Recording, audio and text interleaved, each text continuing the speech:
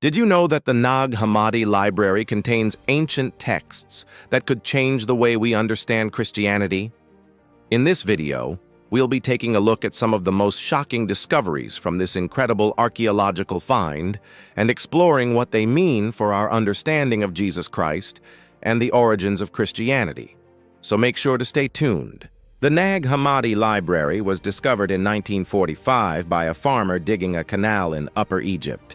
The collection contained 13 manuscripts written in Coptic, the language of the Egyptian Christians, and dated back to between the 3rd and 4th centuries AD. They were found in a sealed jar buried beneath the floor of a small house, which suggested that they had been deliberately hidden there for safekeeping. Among the texts found were several Gospels, including the Gospel of Thomas, as well as a number of other religious and philosophical works. The discovery of the Nag Hammadi Library was a major event in the history of religious studies. The texts contained in the library provided an invaluable window into the religious beliefs and practices of early Christians, as well as the broader intellectual and cultural context in which Christianity developed. However, many of the texts included in the Nag Hammadi Library are not part of the Christian scriptures that are accepted by most churches today. As such, they have often been dismissed as heretical or of dubious authenticity. But others argue that these texts should be taken seriously as they provide a valuable insight into the diversity of thought within early Christianity and the possible evolution of Christian doctrine over time. One of the most interesting aspects of the Nag Hammadi Library is the Gospel of Thomas, which contains a collection of sayings attributed to Jesus Christ. The Gospel of Thomas is not included in the Bible, but it is thought to have been written no later than the middle of the 2nd century AD, making it one of the earliest Christian texts we have. It provides a fascinating glimpse into the kind of teachings that Jesus gave and the kind of message that early Christians believed he was bringing. Some of the teachings attributed to Jesus in the Gospel of Thomas are quite different from those found in the canonical Gospels.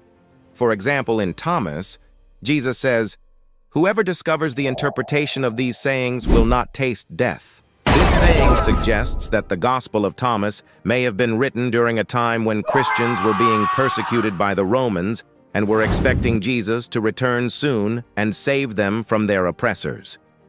Another interesting teaching from the Gospel of Thomas is, "Recognize what is in your sight, and that which is hidden from you will become plain to you."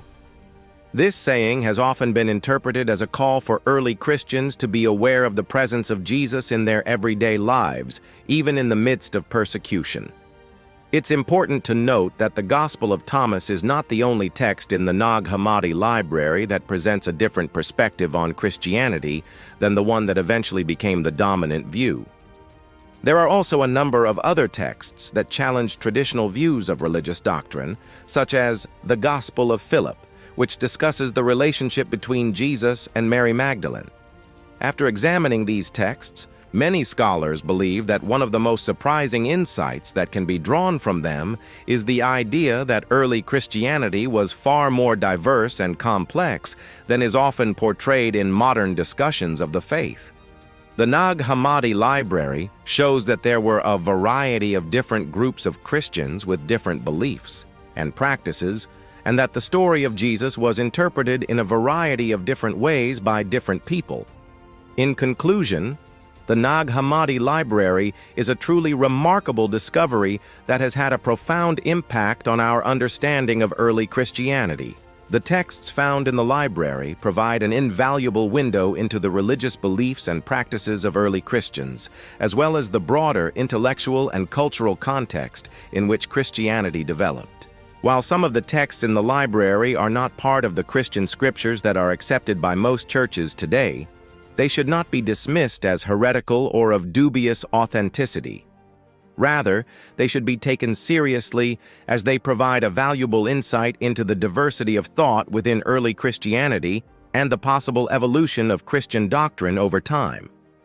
If you're fascinated by ancient texts and their secrets, I'd love to hear your thoughts on this topic in the comments.